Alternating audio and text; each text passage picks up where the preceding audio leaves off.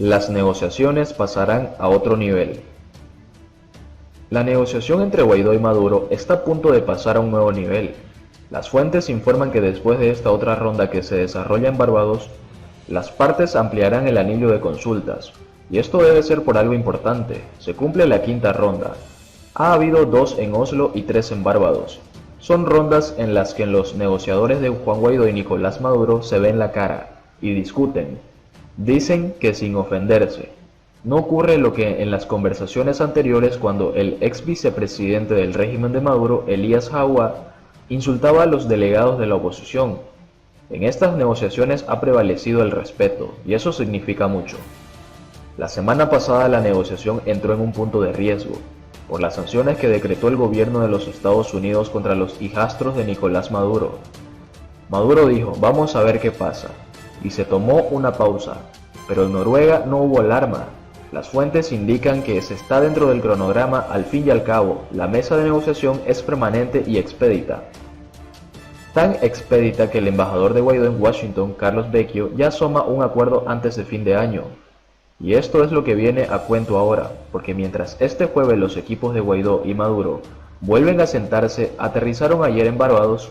En Caracas algunas fuentes de lado y lado apuntan al diario Al Navio que la negociación entra en una siguiente fase. Y esta no es otra que ampliar la base de consultas y llevarlas a un más alto nivel, lo cual significa que no puede significar otra cosa que los negociadores están llegando a aspectos claves y por tanto tienen que consultar a otros factores para tomar decisiones. Lo decía uno de los negociadores de Maduro, Héctor Rodríguez, gobernador del estado Miranda, quien declaró que el acuerdo al que arriben las partes políticas va a requerir de un espíritu nacional, o sea, de un amplio apoyo, de un respaldo total, para reconocimiento de las partes y para que baje la confrontación. El resultado que salga de esa mesa va a requerir un espíritu nacional, declaró Héctor Rodríguez al Circuito Unión Radio de Caracas.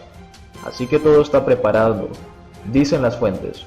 Termina esta ronda en Barbados y siguen las consultas pero a otro nivel. Eso significa que se sigue avanzando. Seguiremos informando, dijeron. ¿Quiénes son los leales a Maduro y sancionados por Estados Unidos? El gobierno de Estados Unidos, en su cruzada para poner presión y conseguir la salida del poder del gobierno en disputa de Venezuela, ha incrementado las sanciones contra funcionarios, parientes y otros allegados de Nicolás Maduro.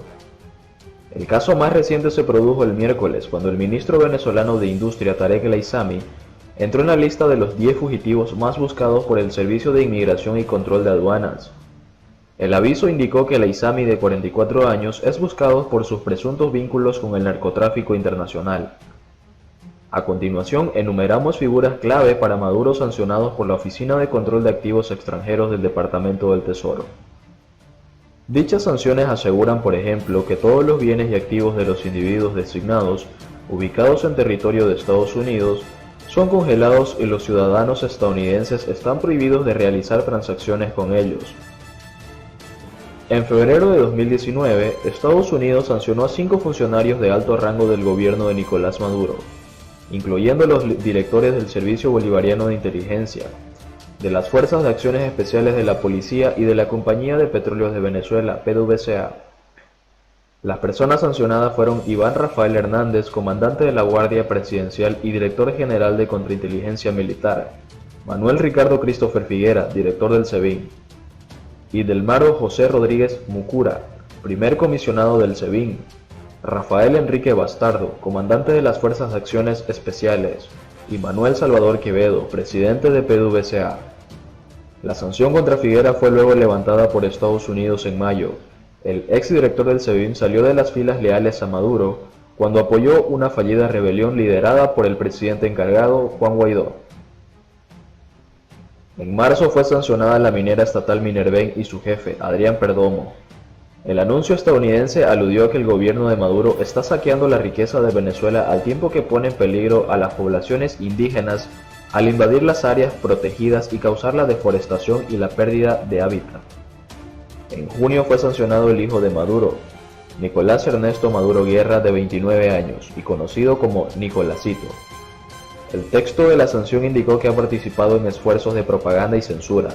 y se ha beneficiado de las minas venezolanas junto con Maduro y su esposa Cilia Flores. En julio entraron en la lista negra de Estados Unidos los hijos de Flores, Walter, Joshua y Yoser, nacidos de su matrimonio anterior con Walter Ramón Gavidia Rodríguez. En julio recibieron sanciones los integrantes de la Dirección General de Contrainteligencia Militar de Venezuela, tras la muerte en custodia del capitán Rafael Acosta Arévalo. Familiares y opositores sostienen que fue torturado antes de morir. El gobierno en disputa de Maduro dijo que sancionó a 2 funcionarios de DGCIM por su presunta participación en el trágico suceso que le habría costado la vida al militar disidente.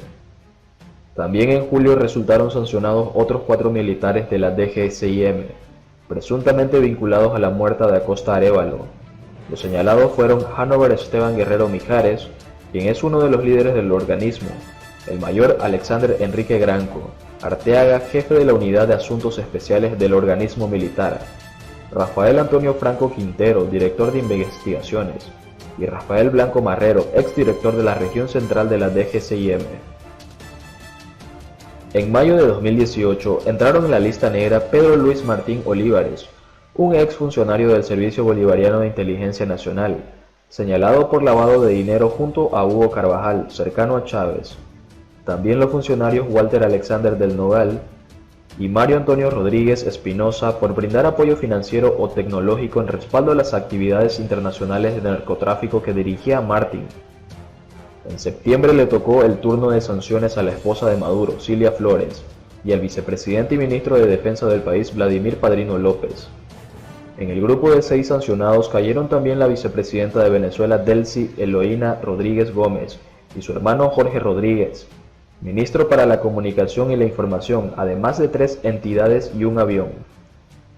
En mayo de 2017 fueron sancionados 8 jueces del Tribunal Supremo de Justicia, por sus fallos emitidos y por usurpar la autoridad de la legislatura democráticamente electa del país, en alusión a la Asamblea Nacional de mayoría opositora. Los sancionados fueron el presidente del Tribunal Supremo de Justicia, Michael Moreno, y los miembros principales de la Sala Constitucional, que se trató de una votación fracasada y desolada.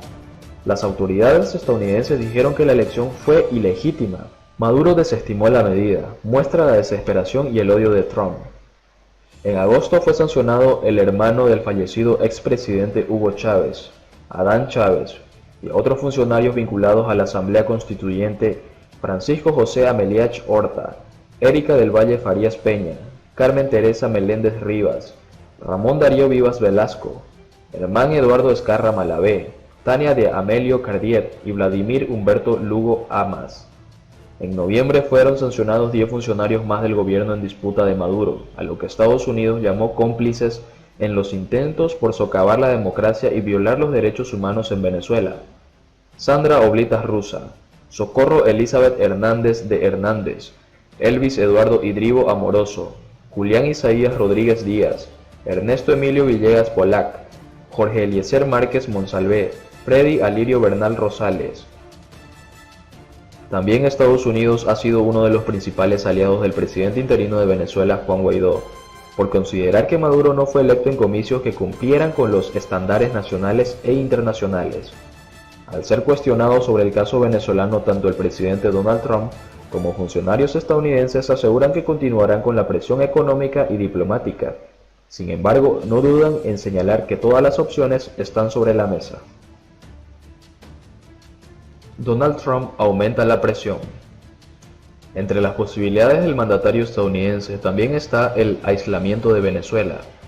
El presidente de Estados Unidos, Donald Trump, dijo el jueves que considera un bloqueo o aislamiento de Venezuela, en momentos en que su gobierno aumenta la presión para forzar que el mandatario Nicolás Maduro abandone el poder. Trump no entregó detalles sobre cómo o cuándo podría imponerse el bloqueo y su gobierno hasta el momento se ha concentrado en medidas de presión económicas y diplomáticas contra Maduro, evitando cualquier opción militar. Al ser consultado sobre si estaba considerando una medida de este tipo debido a la injerencia de China e Irán en el país petrolero, Trump dijo sí, sin dar más detalles. El Ministerio de Información de Venezuela no respondió inmediatamente a una solicitud de comentarios. Estados Unidos y la mayoría de los países occidentales reconocen al político opositor Juan Guaidó como líder legítimo de Venezuela. Rusia, China e Irán han expresado su respaldo a Maduro y Moscú ha enviado un pequeño número de soldados al país sudamericano.